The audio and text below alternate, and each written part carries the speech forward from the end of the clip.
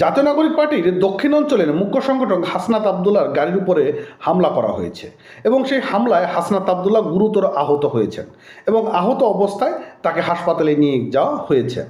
ঢাকা শহরে এখন মিছিল করা হচ্ছে।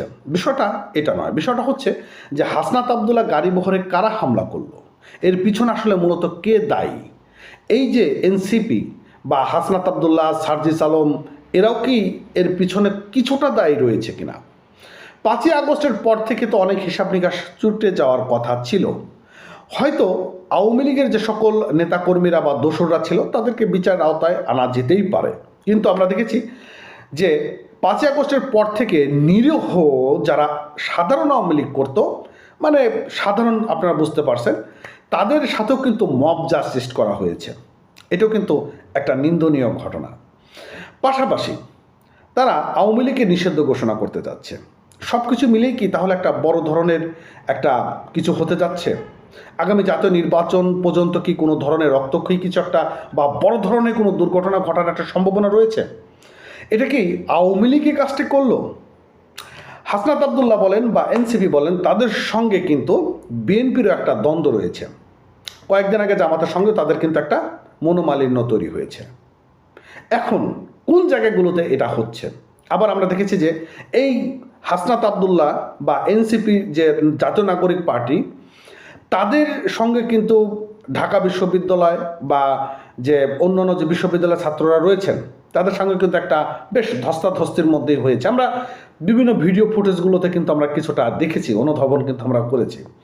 এখন এই হামলার পিছনে যে ঘটনাটি ঘটেছে সেটি এখন আমরা দেখতে পাবো যে ঢালাওভাবে বিভিন্ন আওয়ামী লীগ নেতাকর্মীদের বিরুদ্ধে মামলা দেওয়া হবে, এটাই স্বাভাবিক। কিন্তু এর পিছনের যে ঘটনাগুলো সেটা কিন্তু ধামাচাপা পড়ে যাবে। এটিকে আসলে নাটক নাকি অন্য কোনো কিছু, এটি নিয়ে এখন বিভিন্ন রাজনৈতিক মহলে বিভিন্ন সংবাদ মাধ্যমের কর্মীরা চুলচেরা বিশ্লেষণ করছে। তো যাই হোক, এখন হাসনাত আবদুল্লাহ কি ঘটনাটি ঘটেছে এবং হাসনাত আবদুল্লাহর উপর যে হামলা হয়েছে পুলিশ কি জানিয়েছে, চলুন আমরা কালবেলা পত্রিকা থেকে কিছুটা জানার চেষ্টা করব। বন্ধুরা, জাতীয় নাগরিক পার্টির দক্ষিণাঞ্চলের মুখ্য সংগঠক হাসনাত আবদুল্লাহর গাড়ি বহরে হামলার মতন একটি ঘটনা ঘটেছে। রবিবার সন্ধ্যা এই হামলা হয়েছে বলে জানিয়েছে এনসিপি নেতারা। ইতিমধ্যে এই ঘটনার সিসিটিভি ভিডিও ফুটেজ পর্যবেক্ষণ করছে পুলিশ এবং গাজীপুরের নগরের বাসন থানার ভারপ্রাপ্ত কর্মকর্তা ওসি মোহাম্মদ শাহিন খান বিষয়টি নিশ্চিত করেছেন এবং তিনি বলেছেন যে হাসনাতের উপর হামলার খবর পেয়ে ঘটনাস্থলে পুলিশ পাঠানো হয়েছে এবং ঘটনার বিস্তারিত জানার চেষ্টা করছে। এ ব্যাপারে আইনগত ব্যবস্থা প্রক্রিয়াধীন অবস্থায় রয়েছে।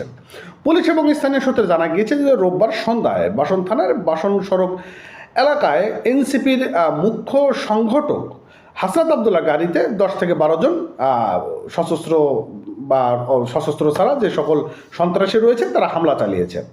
এতে হাইস গাড়ির গ্লাস ভেঙে গিয়েছে এবং হাসনাতের হাতও রক্তাক্ত হয়েছে। খবর পেয়ে পুলিশ ঘটনাস্থলে পরিদর্শনে যান।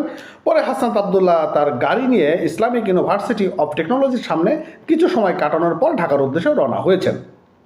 এদিকে হাসনাত আবদুল্লাহর উপর যে সন্ত্রাসী হামলা চালানো হয়েছে এর প্রতিবাদে আওয়ামী লীগের নিষিদ্ধ দাবির বিক্ষোভ ছিল, বিভিন্ন নেতাকর্মীদের সঙ্গে তাদের মনোমালিন্য ছিল, বিএনপির সঙ্গে তাদের মনোমালিন্য ছিল, ইত্যাদি বিষয় নিয়ে এগুলোর কথাবার্তা বা বিভিন্ন চাল টাল হচ্ছে। বিষয়টা হচ্ছে যে আসলে এর পিছনে ঘটনাটা কি রয়েছে, এটিকে আসলে ধামাচাপা হয়ে যাবে নাকি কোনো একটা রাজনৈতিক দল বা কোনো একটা ব্যক্তি বা কোনো একটা সংগঠনের পর ঘাড়ের উপরে এই দোষটা চাপিয়ে দেওয়া হবে, সেটাও কিন্তু একটা বড় চিন্তার ব্যাপার রয়েছে।